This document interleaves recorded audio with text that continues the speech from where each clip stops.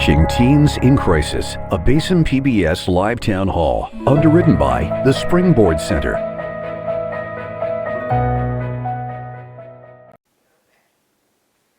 Good evening, I'm Becky Ferguson, coming to you live from the Basin PBS On-More Family Studio. Thank you for joining us tonight for a look at Teens in Crisis. The nation's leading experts in pediatric health recently declared a national state of emergency in adolescent mental health. Teen years have always been fraught, but now more than ever. What's happening with West Texas teens, and what can we do to help? During the next hour, with the help of a panel of experts, we will explore the challenges facing local teens, topics including depression, anxiety, substance abuse, sex trafficking, bullying, and social media use, abuse, and addiction. Let's get started by introducing our panel. Dr. Mark Alexander, Executive Director of Springboard Center, a Midland substance abuse treatment facility. Dr. Muhammad Saad, a fellow with Texas Tech Physicians Child and Adolescent Psychiatry of the Permian Basin. Lisa Bounds, founder and CEO of Reflections Ministry, an organization which rescues victims of sex trafficking. Christy Edwards, Executive Director of Centers for Families and Children of Midland and Odessa. Joelle Bracken, counselor at Goddard Junior High School in Midland. Maggie Navarrete, counselor at Odessa High School. Mike Gerke, Odessa Police Chief. And Seth Herman, Midland Police Chief. Our program tonight is underwritten by Springboard Center. If you have questions during tonight's broadcast, please visit our Facebook page and we will do everything we can to get them answered for you. The pandemic intensified mental health struggles that were already widespread among American teens.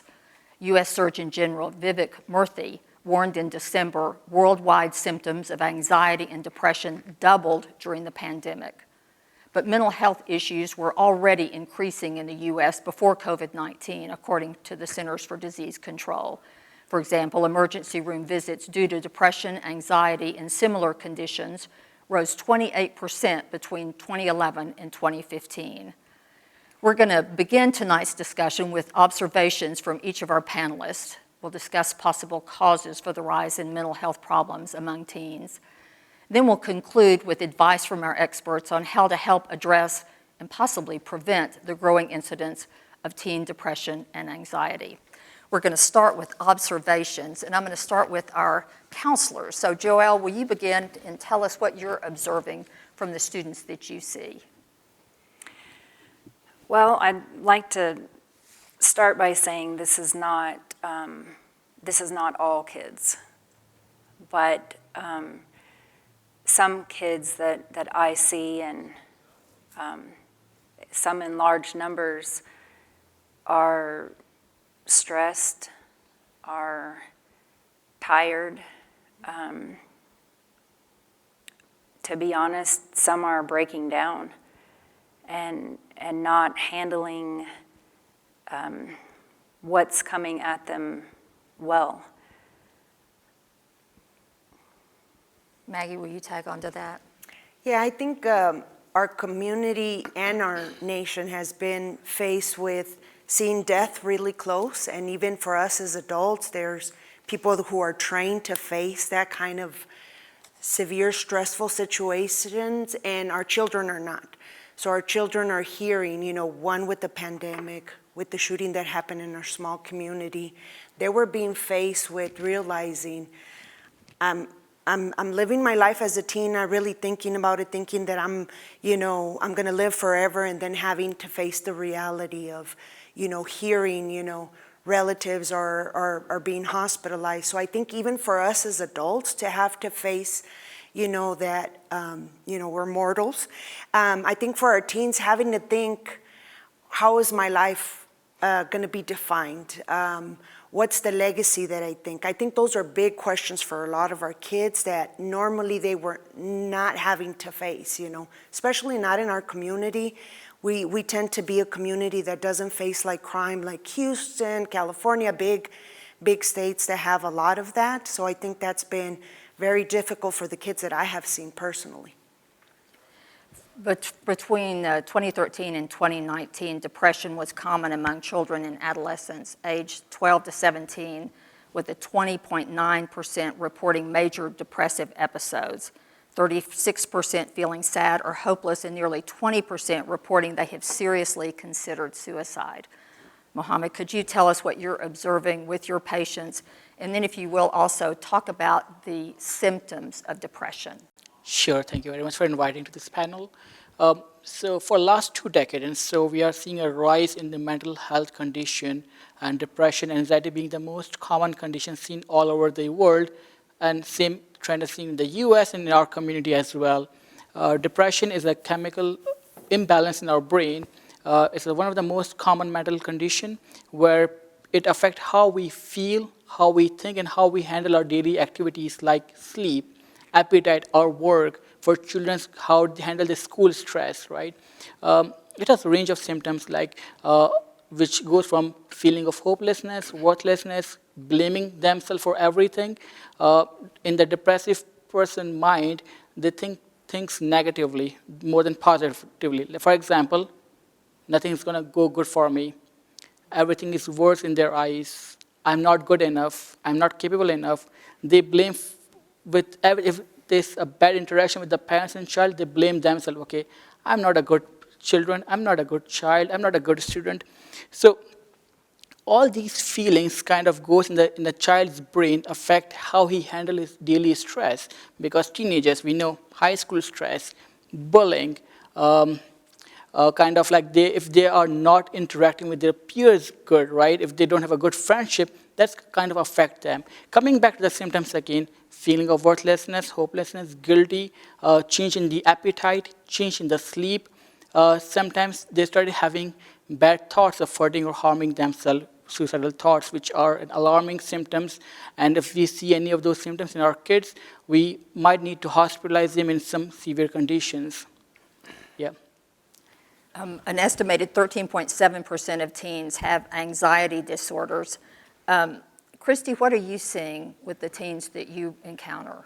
We're seeing about 75% of the teens that have come in over the last year reporting symptoms of stress and anxiety. And it's something that they've not brought to us before. You know, they would come in and they would say, you know, I'm having trouble sleeping. They really couldn't define it.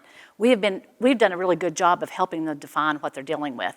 And once they know, and once we know, and when parents know, we can attack that problem. So, you know, like he was saying, whenever you have all of those symptoms or, you know, a good bit of those symptoms over a certain amount of time, that's when we've got to step in and help these kids. Are the symptoms of anxiety similar to those of depression? They can be very much the same. Go over them if you will. Okay, so once again, well, there's fear. You know, they might have fear. There's trouble sleeping. There's not wanting to leave the home. It can affect their appetites. It can affect their, you know, relationships with, you know, their peer group, with their family group. They lose interest in things that they normally did. They have a hard time concentrating on paying attention. They might have psychosomatic issues, such as stomach aches, headaches, that will keep them, you know, from wanting to go to school or to interact with anyone. Chief Gerke, I'm going to pop over to you. You've told me that you have observed more violence in teens since the beginning of COVID. Could you tell us what you've seen in recent years and what you're seeing now? Well, I just think you see frustration, and that frustration is taken out towards other teens with violent crime.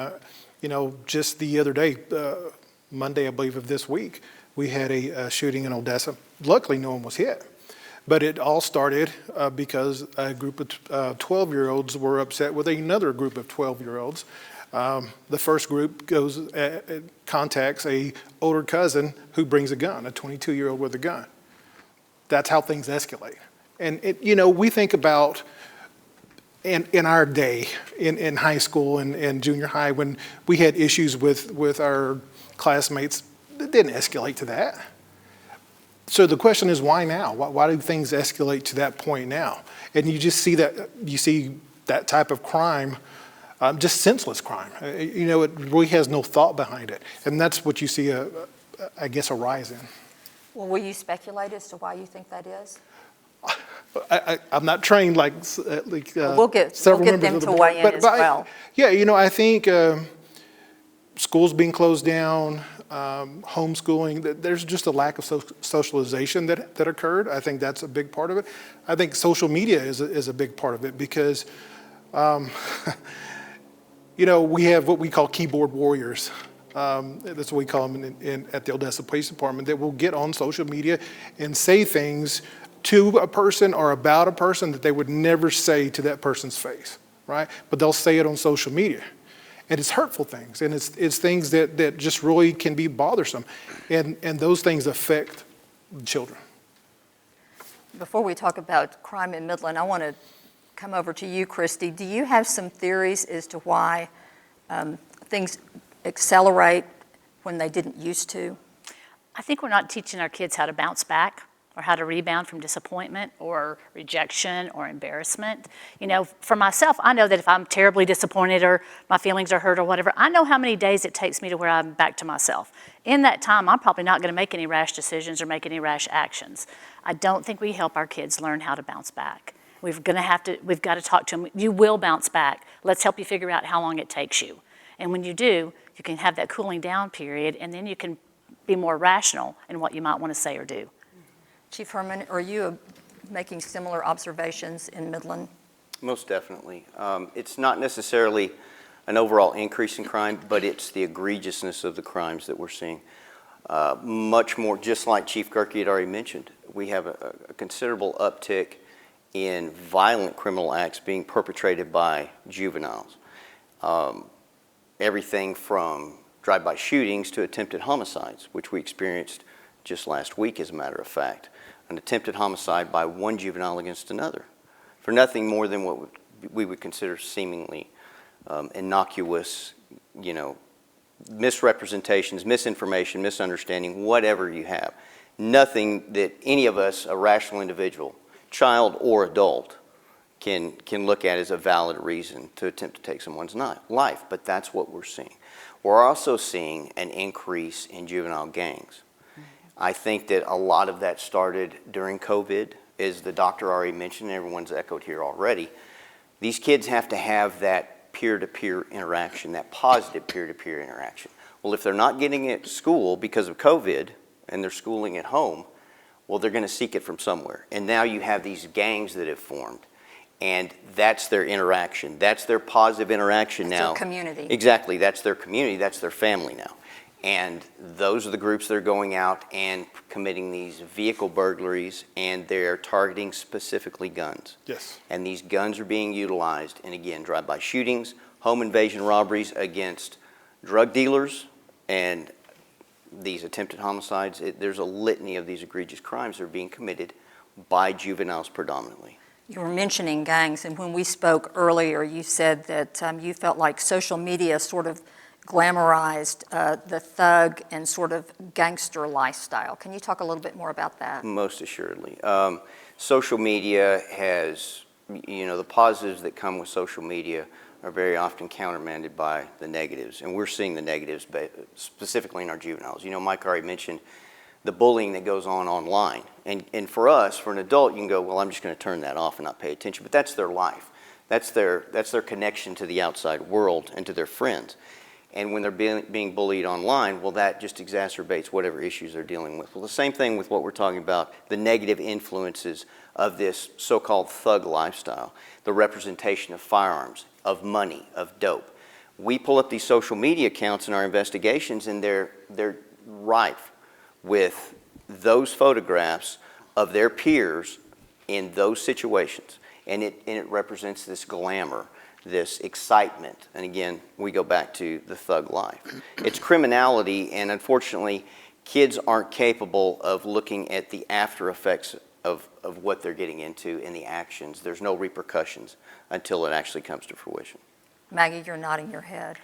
Yeah, I think with mental health and with youth that are involved in gangs, we're talking about a smaller population that, for instance, if they weren't able to attend games, they weren't able to have a mentor like a coach, they weren't able to attend churches because of COVID, they didn't have that positive social skill that is so needed during junior high and high school years. And yet they come from an impoverished family where the parents still had to go out and work. So they had no supervision, and they went out and looked who to hang out. So you still found the streets, even though we closed a lot of things. We closed the schools, we closed the sports, we closed a lot of things that would have been healthy for them. They still walked around and found somebody in the neighborhood that was probably older, and again, just trying to find that way to recruit that child, and now they got sunk into for 2 years, a little bit more than 2 years, with the population that maybe if they would have had that buffer to be in a safer place, they weren't. structure. Yeah. Mark, you have mentioned that some teens experiencing depression or anxiety try to self-medicate with drugs or alcohol. Can you talk a little bit about issues of addiction in West Texas? Yeah, I think to piggyback a little bit on the good counselor's reference, what I call parental interruption seems to be lacking in all of this. Not only are kids overstressed, the family's overstressed, parents are overstressed, and I think parents spend a lot of time being distracted by even their own social media claims and going into a restaurant and seeing a family having dinner, but they all have their phones out looking at a screen. They're not having dinner with each other. They're having dinner with whoever's on social media.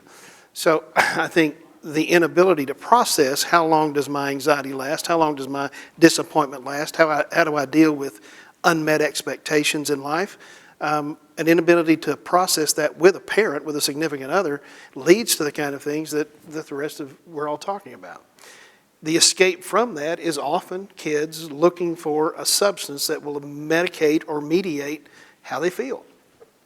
Once they experiment and find out it works, if their peer group says it works, they experiment it with and it works, we have an uptick in that kind of use. And substance use disorder is, I think the doctor would echo, is a mental health issue. It is an outgrowth of a mental health issue. And without a significant other, a parent, working parents, God love them, but you got to be involved with your kids. You have to help your kids process what is happening in their life and be involved enough to know when they need to process it.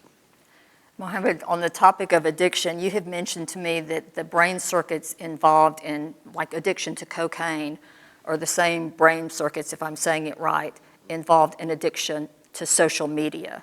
That's right. And that you have also, I believe, told me that the longer the screen time, the more likely there is to be anxiety and depression. Can you talk a little bit about that? Yeah, that's correct. So a lot of studies are done in this area, and they all are showing with this result that there's a dose-response relationship between the screen time and the symptoms of depression.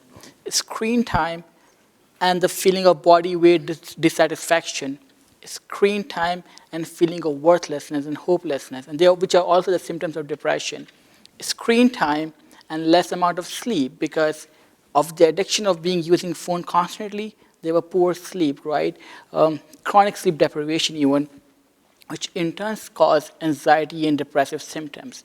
So yes, social media is a great platform, right? It allows us to share ideas, connect with more people, interact with the like-minded people, but it comes with its all consequences.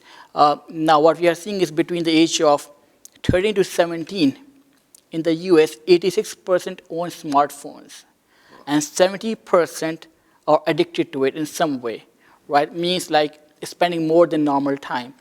When I was growing up, I did not have the smartphone, probably none of us have the smartphone at that age. And nowadays, phone is a smartphone where we browse, where we surf, where we search, where we study, and where we go on the website like TikTok, Facebook, and the social media platforms. So, yeah, coming back to the topic of addiction pathway, right? So like, as Doctor mentioned, like when we take cocaine, right, it kind of gives a feeling of euphoria, feeling good, right? And then it kind of releases a chemical called dopamine in our brain loop, and which plays an important role in the rewarding pathway that leads to the addiction. Same click, when I post a picture on Facebook, right?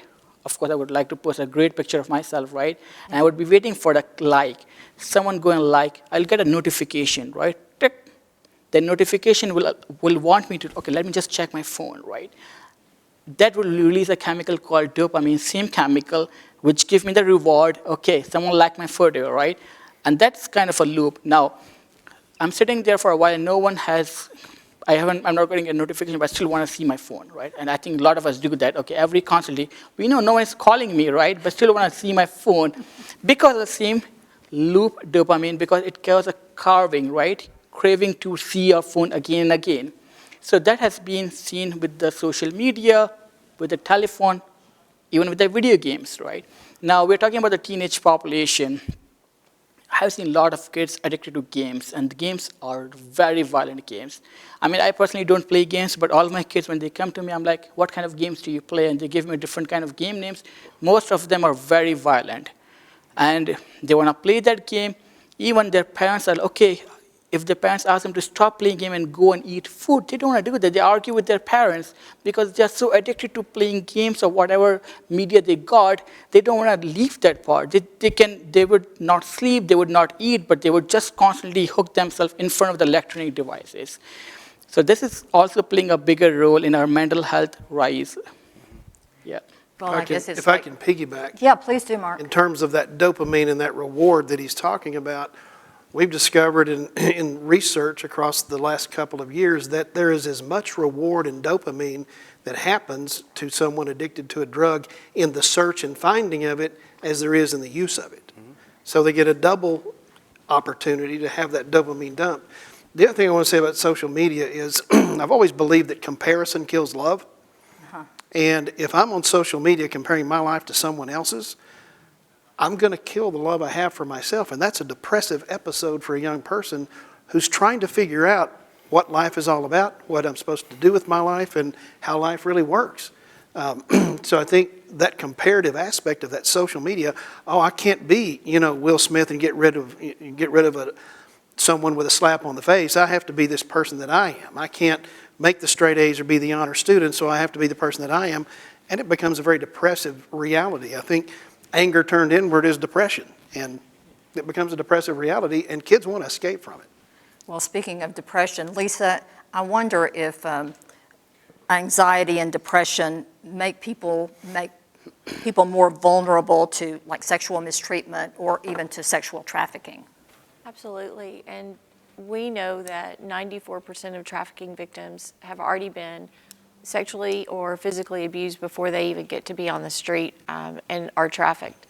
And all of the things that the panelists have said tonight are evident in every resident, every survivor that we see, knowing that they are looking for a fulfillment, how to escape, how to move through the violence that has been placed upon them. And so depression is absolutely anxiety and substance and everything else. Social media, of course, drives our field as well. And is social media a tool for sex trafficking? Absolutely. We don't have trafficking unless we have a demand, but we are easily bought and sold through social media. You can have a person delivered to your door within 15 minutes. And you can purchase them on any device.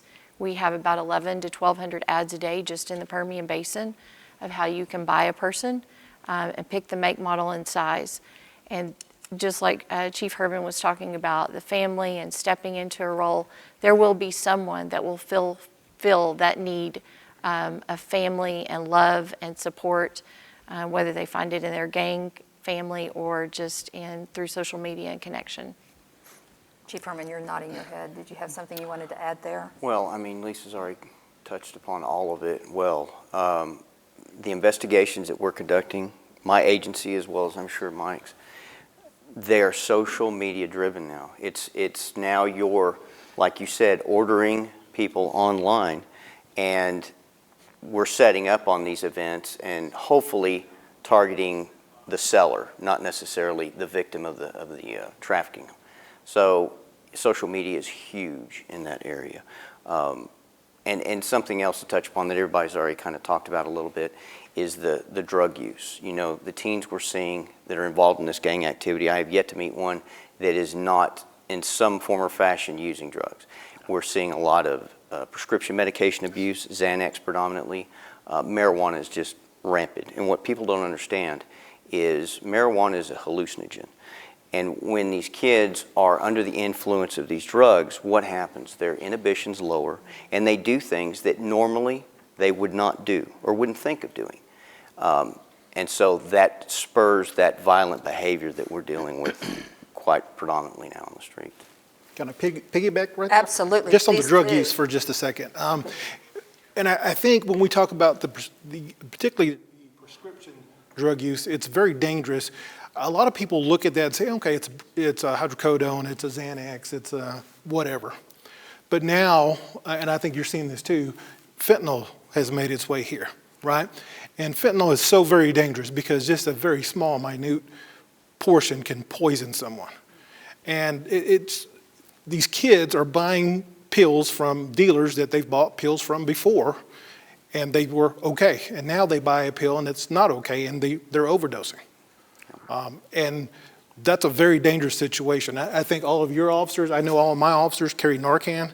I believe over the last few months we've used that a countless number of times to bring kids back. And I'll give you a specific example, not to cut you off. No, but you're we fine. had our first 15-year-old overdose on fentanyl just last week, the end of last week, who happened to be a gang member as well.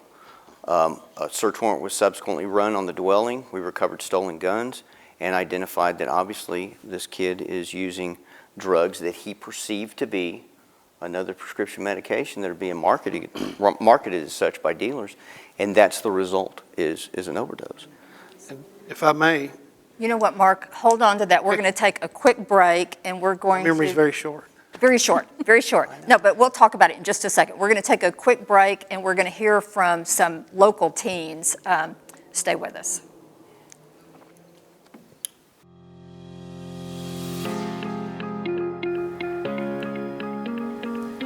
That's a harder topic to say. Just like what goes through people's heads when they want to do that. Yes, I do. In a way, yes.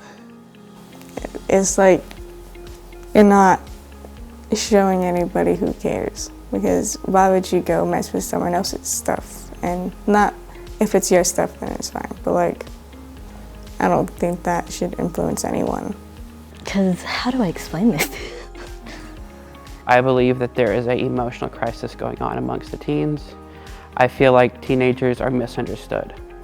I guess it just feels like the world is falling apart, especially to me right now, because I'm a teenager and I'm getting closer and closer to becoming an adult, and it's terrifying, especially when it feels like the world is just teetering on edge, on the edge of every bad thing that could happen, and then your anxiety rises and it's like, how am I gonna handle this?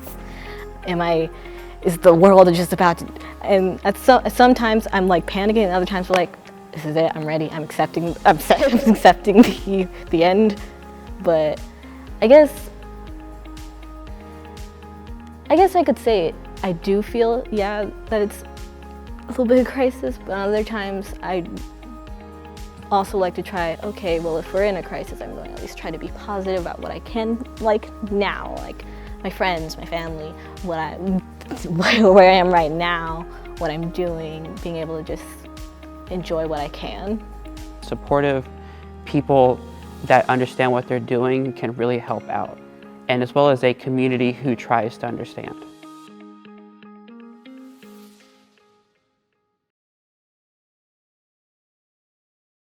Basin PBS is closing down Main Street May 12th for our third annual Main Street Live. This year, we'll open with Texas icon Jody Nix and feature Texas Hall of Fame inductee Gary P. Nunn. Tickets on sale now and are available online, by phone, or stop by Basin PBS, located at 203 North Main Street in Midland. Join us and celebrate what you like about Texas. Sponsored by S. Javed Anwar and Midland Energy. Underwriting support provided by these partners. May you live in interesting times is said to be a Chinese curse masquerading as a blessing. And we do live in interesting times, times of danger and uncertainty. But we have traveled difficult roads before and come out whole at the other end. How do we grab onto hope, not fear, in these interesting times? Historian John Meacham charts a path. I'm Becky Ferguson. Join me Thursday, April 7th at 7 p.m.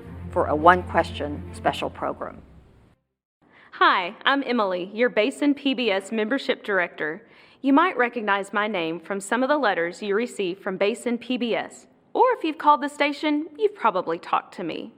Sure, you watch our programs and come to our events, but what actually happens if you don't support Basin PBS? What's the worst that could happen? Sure, things might change a little. There might be some cuts here and there. We'd probably have to get rid of some of the kids' programming and dramas, some of the news programs and live events, and probably a lot of the arts and culture programming you can't see anywhere else.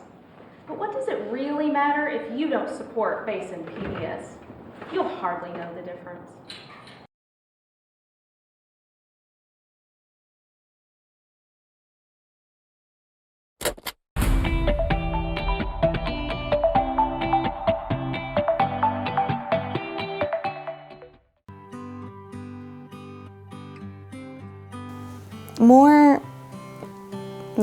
Less violence. Don't get too hung up on needing to be what everyone else wants or putting expectations on yourself, because it drowns you. Never give up. Don't ever give up on yourself, ever. A lot less violence towards, like, Americans, like, between Americans. There's a lot more violence, more people killing each other, more people getting assaulted and other stuff. Be kind. Be kind to those people around you. Be caring, and try to understand the people that surround you and your community. Try to also take time to wonder, are you happy? Take time for yourself to feel, am I happy with this? Do I feel comfortable with this? It may seem hard, it may seem impossible, but it's not. I was in your shoes. Just don't give up and try to go to that finish line. You can still make people proud by being happy. And it's like, why can't everyone just be friends and not have so much conflict and be bad people? Because at the end of the day, you can make everyone else happy and still feel miserable. So especially at our age, you want to do this, you want to be cool to your friends, you want to be top student, or you want to do this for your family so they could be proud of you. Do what makes you happy, what makes you feel fulfilled. And I believe that some way and somehow you can do something to better yourself emotionally.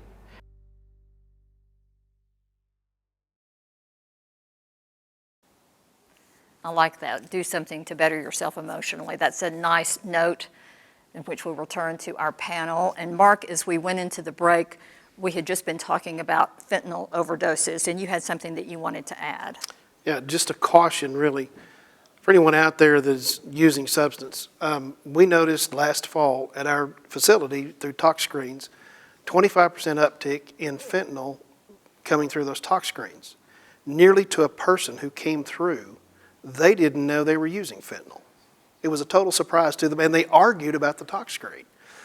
What is happening with dealers now, they're not just buying the pills that model the prescription drug, they're taking it and crumbling it and sprinkling it like salt on everything that they sell, whether it's cocaine or marijuana or anything else. They sprinkle it like salt so everyone gets a little bit of fentanyl because it's so addictive. And it gives a little bit more of a bump, and it becomes the thing that they're after. And that has continued to be part of our reality at Springboard because that's what's happening. It's sprinkled like salt over everything that's being used now.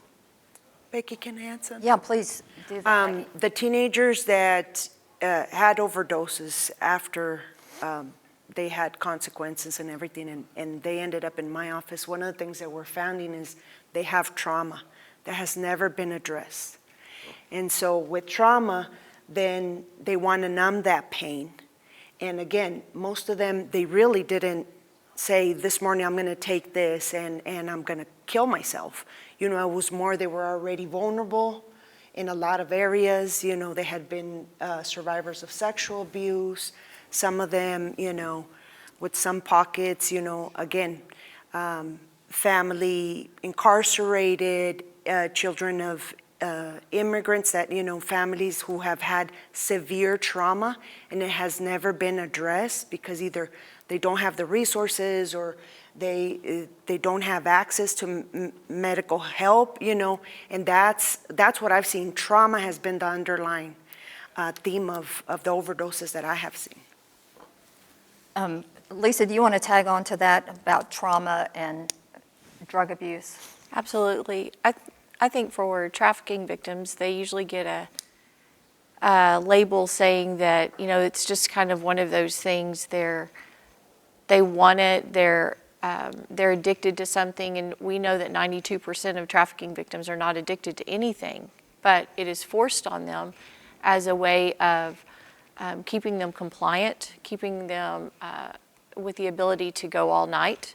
And it turns into something that is self-medicating, because on average, trafficking victims are usually raped about 6,000 times before someone really sees that they might be a victim or they're able to have real resources.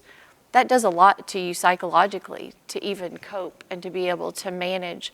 I met with a young man today, and he said, bullying is not as it used to be in schools the way it was with us, somebody picking on you in the hallway during class, but it's all online. And I think so much of that and feeling good about yourself comes out in how do we medicate just to make it through a day. We had, I spoke with a young man that said, weed is just like an afterthought. It's just something kids do. I don't know about y'all, but like weed for me growing up was like the thing to stay away from. I'm dating myself, I think, to say how old I am, because that was the drug to stay away from. And now it's just like, it's no big deal. It's just a bystander of all the other things that you talk about that really can devastate their lives. It's really common. Just to add on to it, if you allow me. Yeah, please. Yeah. Weed, so the three most common substances in the use in the US are alcohol, marijuana, and then there comes some other kind of Xanax or the tablets, right? But what I've seen in this community so far, and I see children's mostly, is marijuana. Now, I've seen a kid saying that he used marijuana daily, but when I ask him, do you feel you're addicted to it? He's like, no, but he used it daily. And I'm like, what does weed do for you? Is it just for recreational purpose? No, it helps me calm down. It helps me sleep. I'm like, can I offer you something alternatively?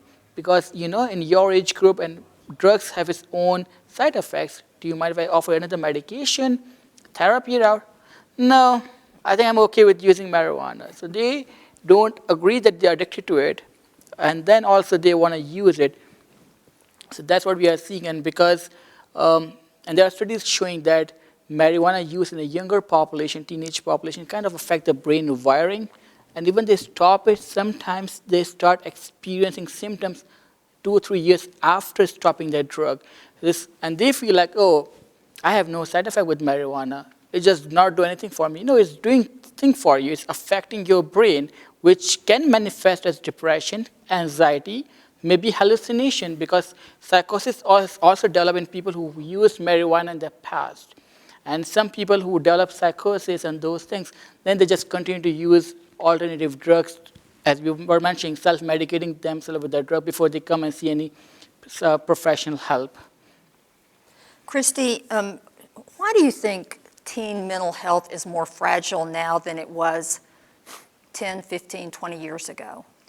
Well, I think they're exposed to more than Lisa and I had this conversation kind of yesterday. Is the things that we had to deal with whenever we were teens. We led a more sheltered life, a less busy life. There were fewer expectations. I'm not saying that we weren't expected to do well, but there's heavy expectations on these teens now. You've got to start. You've got to start passing all the tests that are in the school. You've got to start planning for college early. You've got to start doing all of these things. You're not just allowed to develop and find your interest and enjoy those interests and have a broad base of support. Like, if you're play sports, if you're in Boy Scouts, Girl Scouts, if you're in your church youth group, sometimes we're pigeonholing kids and making them choose something to where if they fail in one thing, they don't have anything else to fall back on. For us, I felt like we did a lot more. We had that broader base. So if a friend got mad at us in something, we had another friend to go to.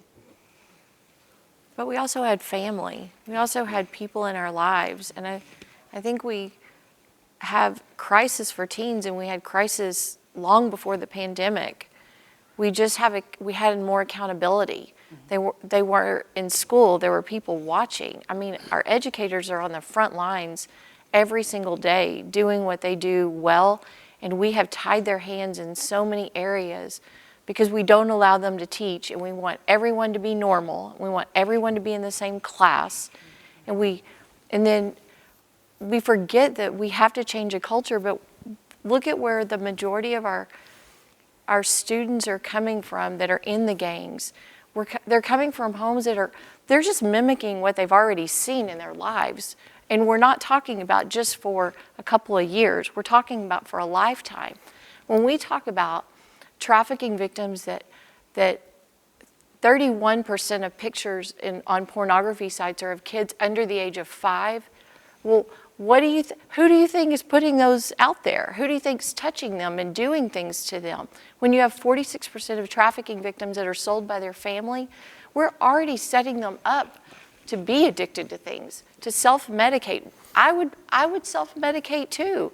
If I thought my dad was crawling into bed with me every night or my uncle selling me to his friends during football games, all those things happen. And we have got to figure out, are we going to change and do something different in a culture and start to hold people accountable and start to check in instead of just passing it by because we say we don't have enough people, we don't have enough resources. We have got to be the people that say we are going to change because it starts at home. And it starts for us holding accountable the parents that are teaching these kids and not showing them how do we move to the next level with them.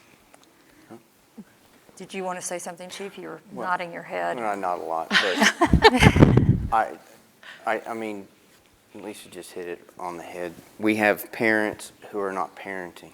They're sending their kids to school to be raised by teachers, and then they're calling the police to discipline them. But they're not involved in their kids' lives. And they're taking a back seat under the auspice of, well, I don't want to stifle them. I don't want to appear as though I'm being too controlling. Well, that's your job.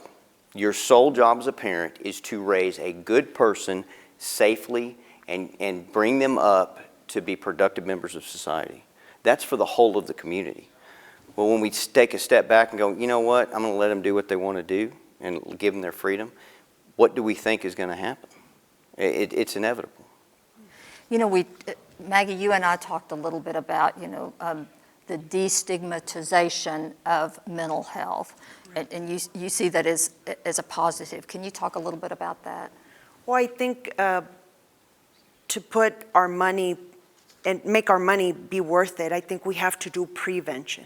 And, I worked for a program that was called Weed and Seed. The cops were the weed. They removed the weed out of the neighborhoods, and we were a seed putting program. We were a prevention program. And I think as community, we need to start welcoming parents. We need to start opening these kinds of forums where we educate them that when your kid is a teen, they're asking you to step aside. They're not mature enough to be an adult and make adult decisions. And a lot of times we as schools and other places, we're forcing them to think like adults, and yet they're at a developmental age where they're also not 6 years old. So they do need to have that balance between monitoring them and guiding them. And I think some parents, they emancipated. They left really early. There were things in their own life, so they really don't know how to parent beyond this age. And this is a difficult age to begin with. Even if, you're a teenager that comes from a two-head household, middle income, this is a difficult age, so let alone those kids that don't have both parents. They don't have parents that have any of that. So I think the more we as a community start inviting parents and have supports, have respite, if there is that single mom or that single dad that doesn't have, that is overwhelmed, can't cook for his kids, can't feed them, what are we doing as churches? What are we doing as schools, to bring those parents and come along and be able to do that? So I think mental health is that big taboo, and I think if we can start talking about it in those in those communities that already are in, in our communities. I know in my community there's tons of Zumba classes, and I've gone out to some of those places and I've said, hey, did you know there's this, and this? That's a place where maybe moms that are stay-at-home moms that's a good resource right there. There might be other places, fishing between dad and son. If we can, as a city, start doing activities like that, then we can start bringing in these topics that are much more difficult to talk about.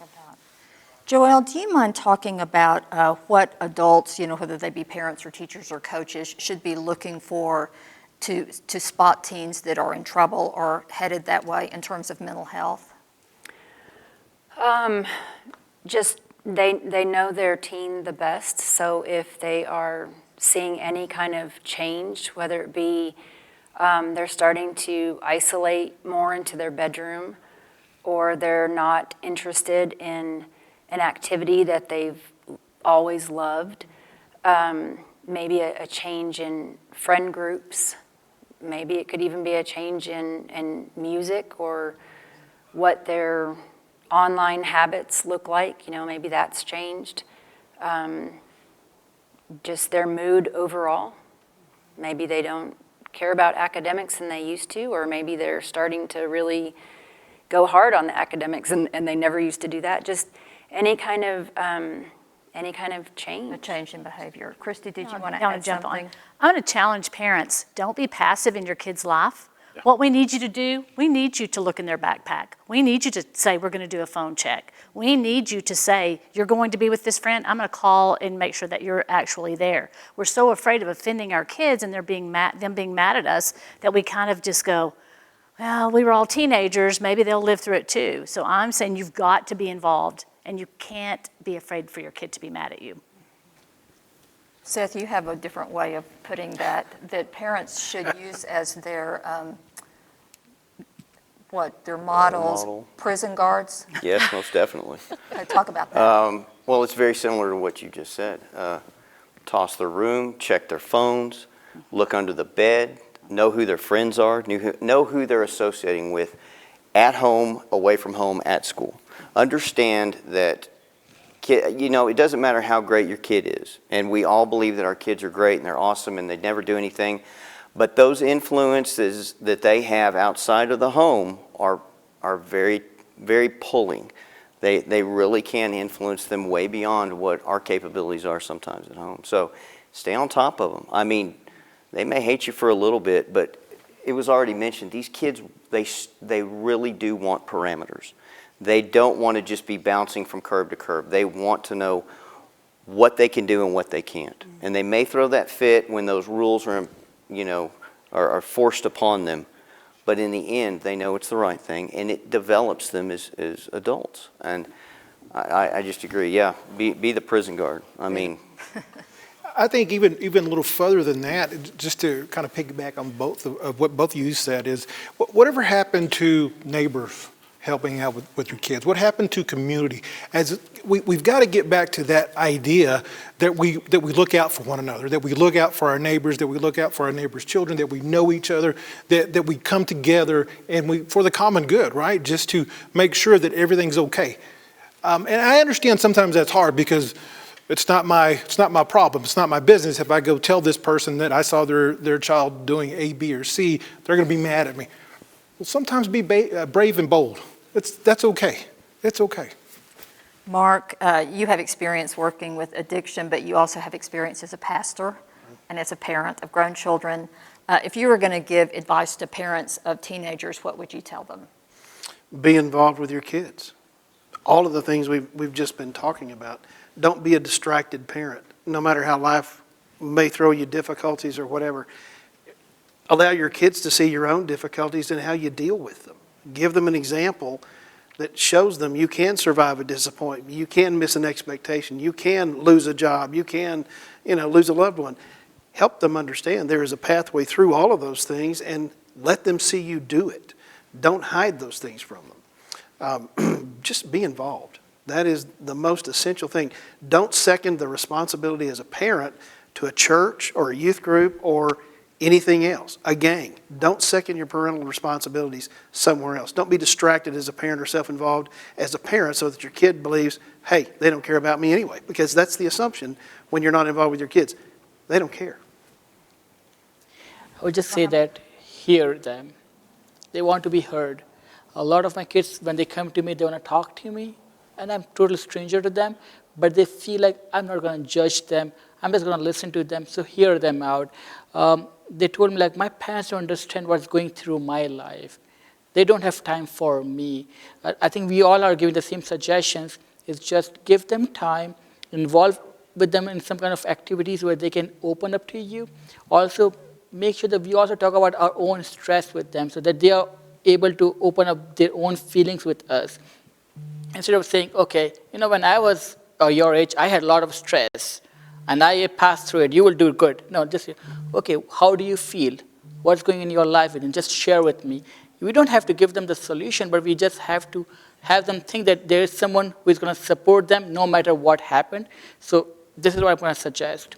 Also educate ourselves as a parent about different mental health conditions, like through these kind of, platforms here, or go and read the book on self-help books or different kind of topics, because if we educate ourselves, then we'll be able to model and educate our kids. We have talked a lot about social media tonight. It's interesting to note there was a recent survey by the research organization Common Sense Media that found that the overall screen use among teens increased by 17% between 2019 and 21. And I feel like there's strong agreement on the part of this panel that the single most important thing a parent can do is protect their teens, is to be a filter. It used to be a lot easier to be a filter before social media. But can you give, Chrissy, I'm going to start with you. Can you give specific suggestions about how parents can filter the information that their children are getting, whether it be pornography or, anyway, you go. Well, okay, I think, like he said, was you have to educate yourself. Kids are smarter than we are when it comes to social media and, phones and things, tablets. If you take a phone away, they get a burner phone, or they can figure out how to use an iPod or an iPad or anything like that. So you have to educate yourself. And then I think what you've got to do is you've got to set boundaries, and you've got to set rules.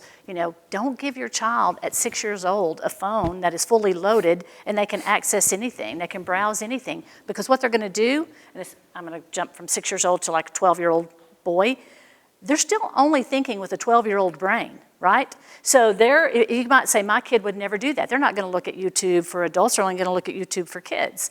That child is going to say, with their 12-year-old brain, nobody's looking over my shoulder. I'm going to look at YouTube or I'm going to look at TikTok, and they're going to go ahead. So be aware of what's out there. Limit the access to things. See what's not only age appropriate from the experts, also put into play things that your child. Do you think that you need to put filters on phones or restrict how much time kids spend on phones or devices? Absolutely. I mean, I know for myself during the pandemic, whenever my phone would tell me that I'd been on the phone for 7 hours that day, and I'm like, how did that happen? So, and I'm aware that I need to be, watching what I'm doing. So anytime that you can put a filter, you can put a time limit on, you take those phones up at night, because other kids that don't have any restrictions could be texting them or calling them in the middle of the night. So it's disrupting sleep, it's affecting all kinds of things. So any children watching, please don't be mad at me, but your parents need to be restricting and putting filters on and taking phones up, not starting too early. Once they're in trouble with the phone, don't be afraid to take it. I know that's their lifeline, and we're not trying to cause additional stress, but if you don't set a boundary and hold to that boundary, you're going to lose it on other things.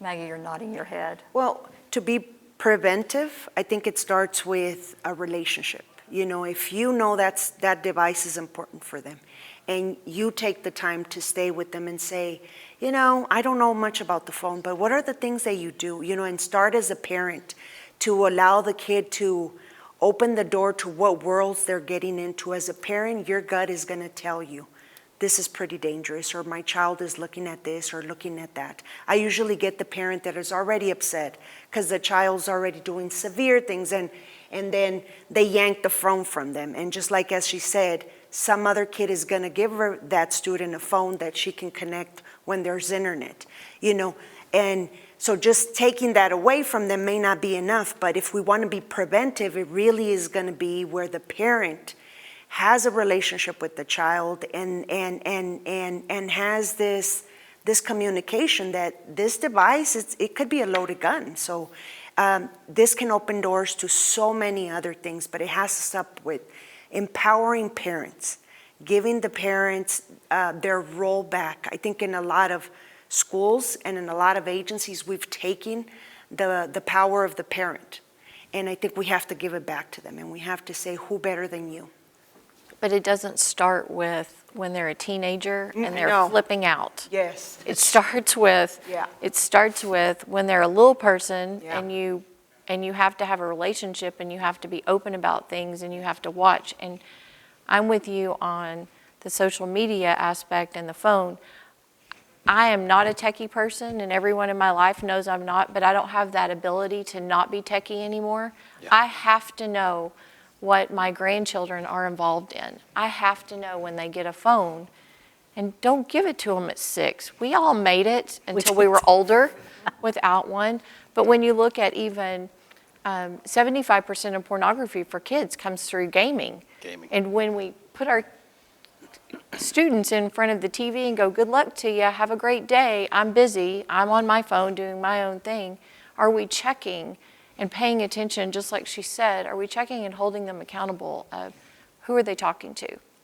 Joel, you had mentioned that exposure, particularly to pornography, was sort of giving kids a skewed view of what sexuality is all about. Do you want to elaborate on that?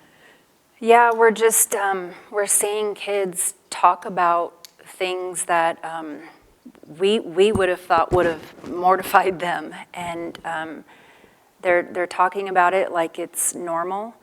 They are at times, videoing each other in class in a private, moment.